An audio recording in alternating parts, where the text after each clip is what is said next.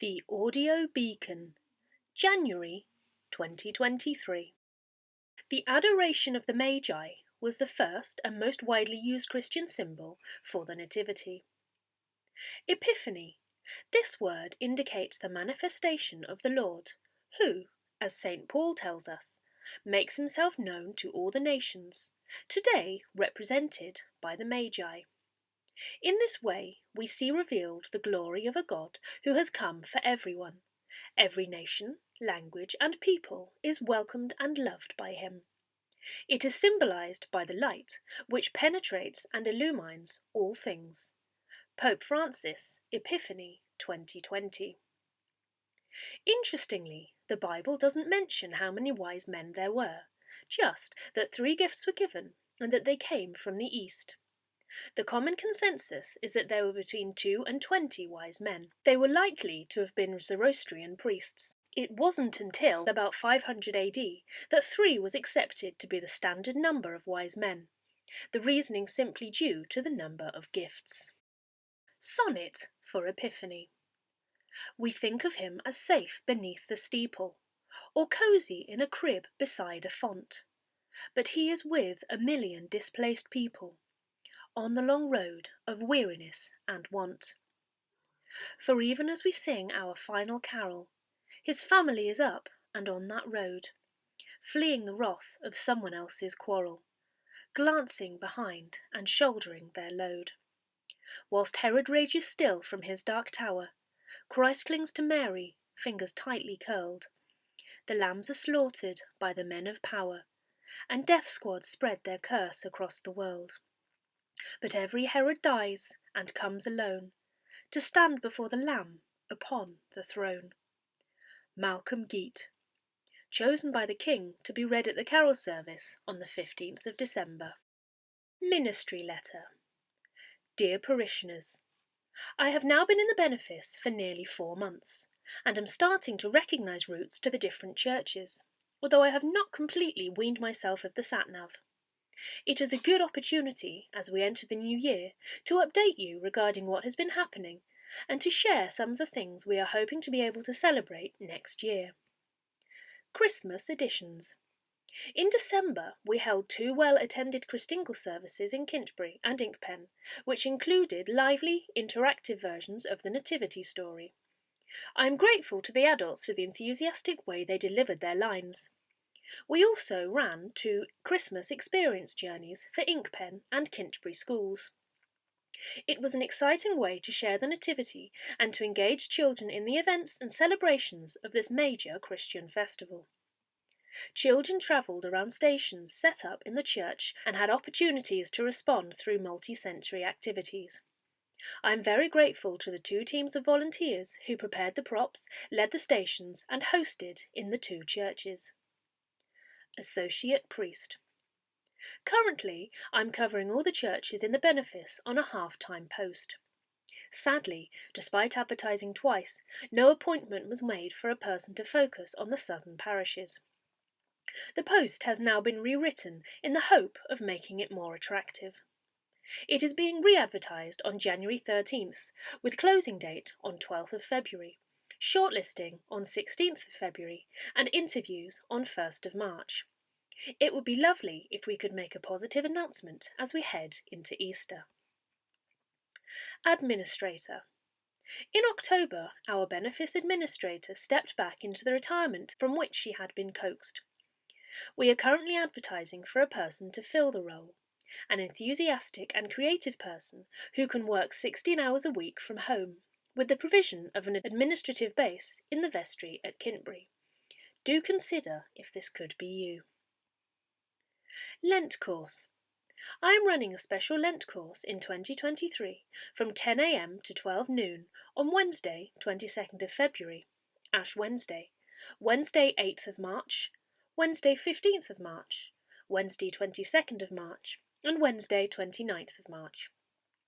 It is an exciting course for people who are interested in looking more deeply at expressing their faith, or are involved in, or considering, any kind of ministry, whether local or national. It is a wonderful way to equip people to underpin the presence of the Church in their community. I am delighted that Reverend Mike Sanders from Hungerford is co-leading this with me.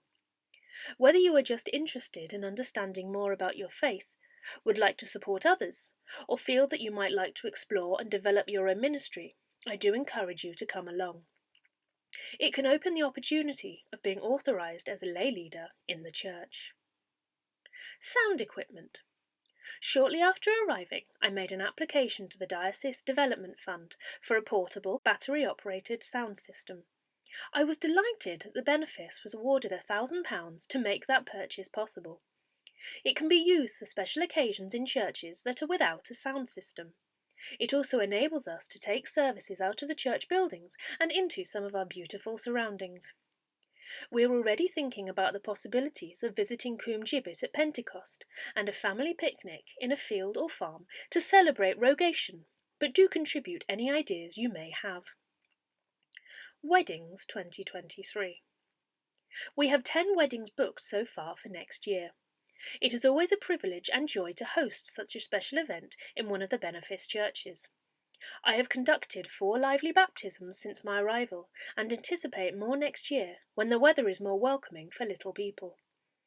I'm looking forward to next year and getting to know even more people in the communities. During the spring, I intend to host several small informal afternoon teas with that in mind. May 2023 be a year full of hope, peace, joy and love for each one of you.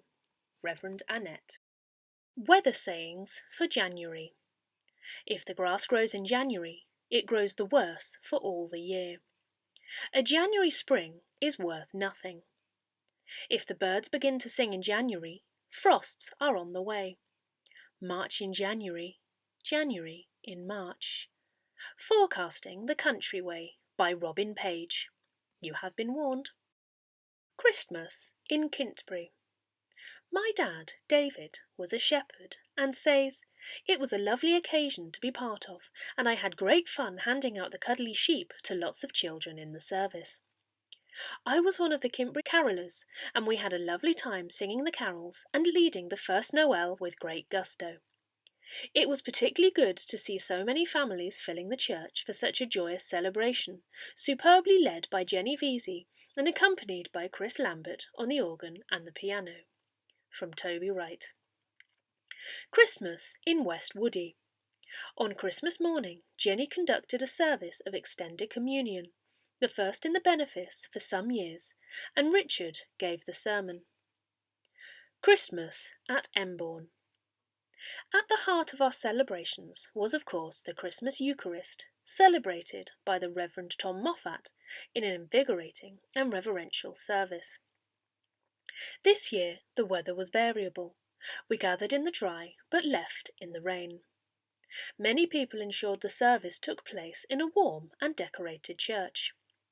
Peter had made certain the boiler was working, and Paul had changed the altar frontal. The church had been decorated by a team of ladies, which included the Foxgrove family and Marion and Stuart. Some of our usual congregation were absent, spending the festive season with family.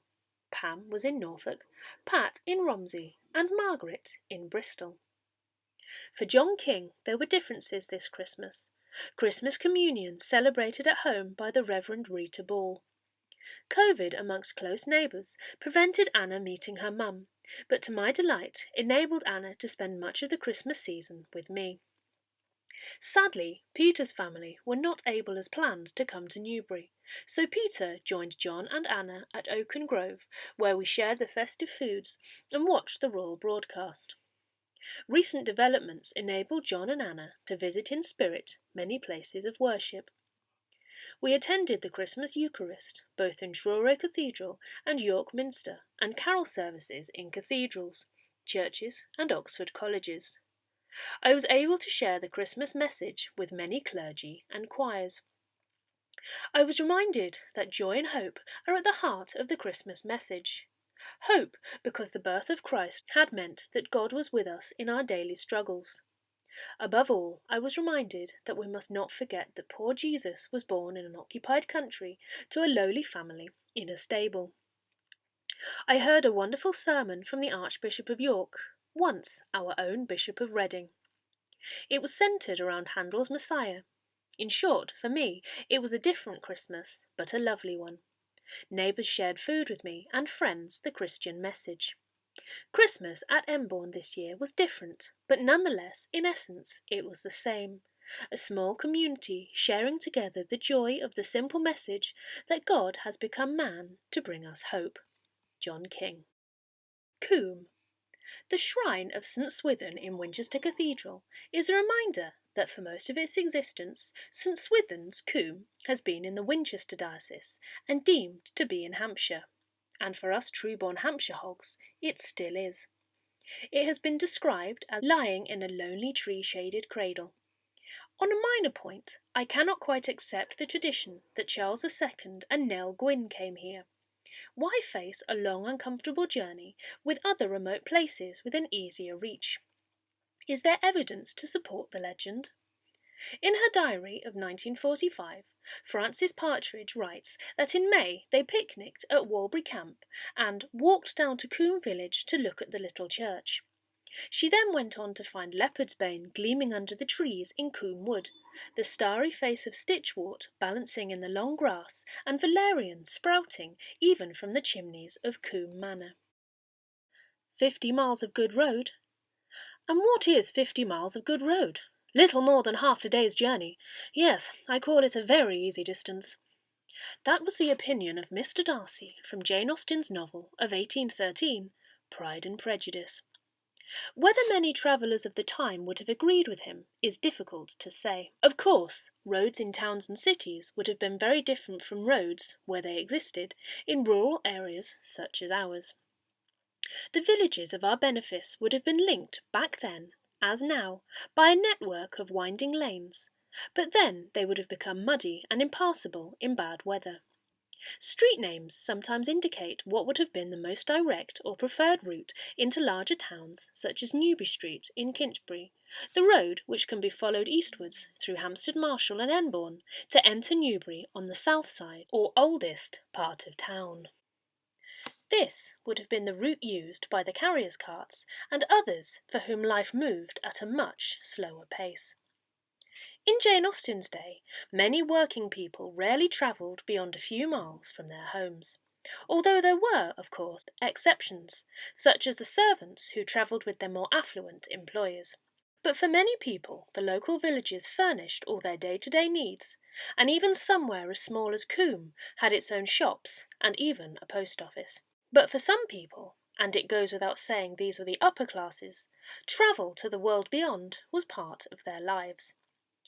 For the benefit of these people, with their liveried carriages, many roads had been steadily improving since the early years of the 18th century. This was when turnpike trusts, with responsibility for improving and maintaining important routes, were set up by Acts of Parliament, and toll houses, with their accompanying gates, became a familiar sight.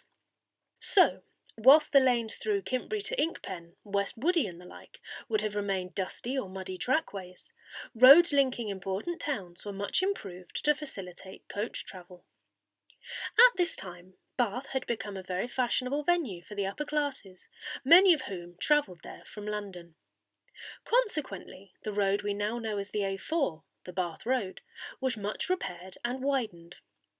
The stretch between Marlborough and Newbury in particular saw much improvement after 1744, when an Act of Parliament established a turnpike trust responsible for its repair.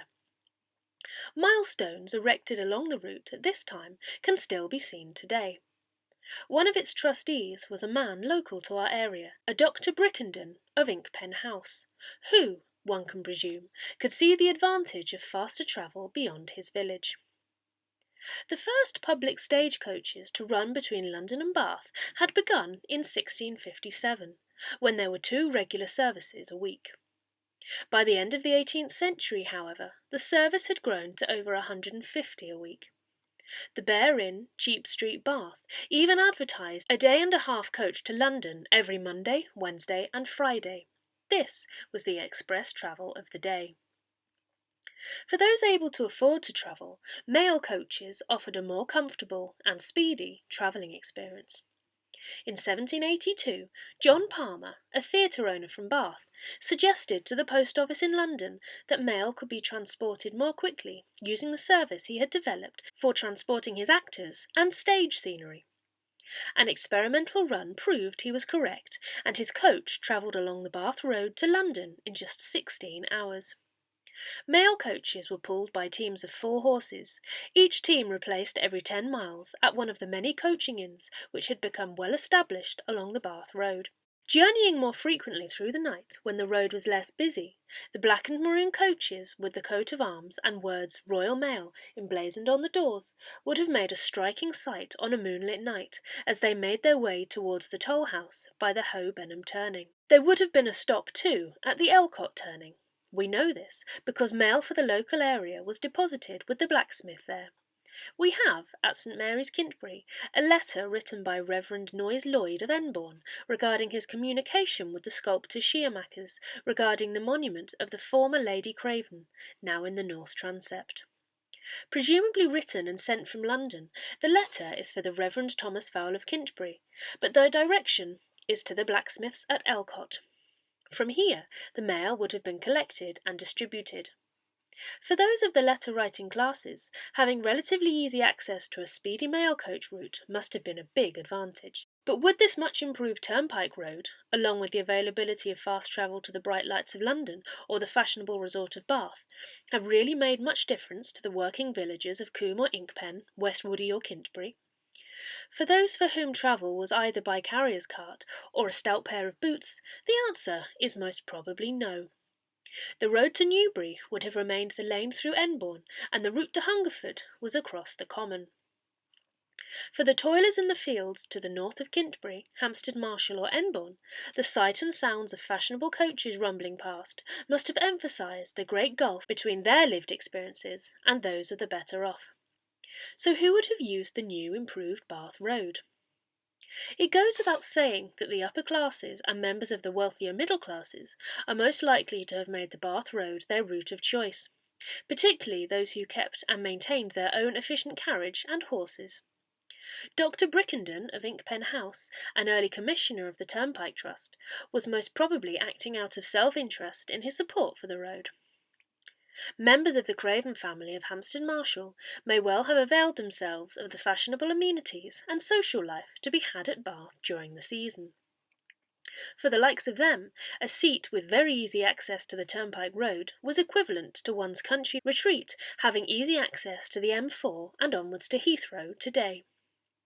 Another person for whom the improved Bath Road must have been particularly convenient would have been Charles Dundas, Member of Parliament for Berkshire from 1794 to 1832. Dundas lived at Barton Court, which was, and still is, situated just off the avenue, Kintbury. 200 years ago, this route was one of the main roads into the village from the Bath Road, thus making access to the Turnpike Road particularly convenient for someone who could afford the very best carriage and team of horses. Kintbury to Westminster along the Bath Road was, and still is, around 65 miles, so just a bit longer than the 50 miles of good road which Mr. Darcy thought a very easy distance to travel in little more than half a day. I think Dundas would have needed the very best horses and several changes to travel to Parliament in so short a time.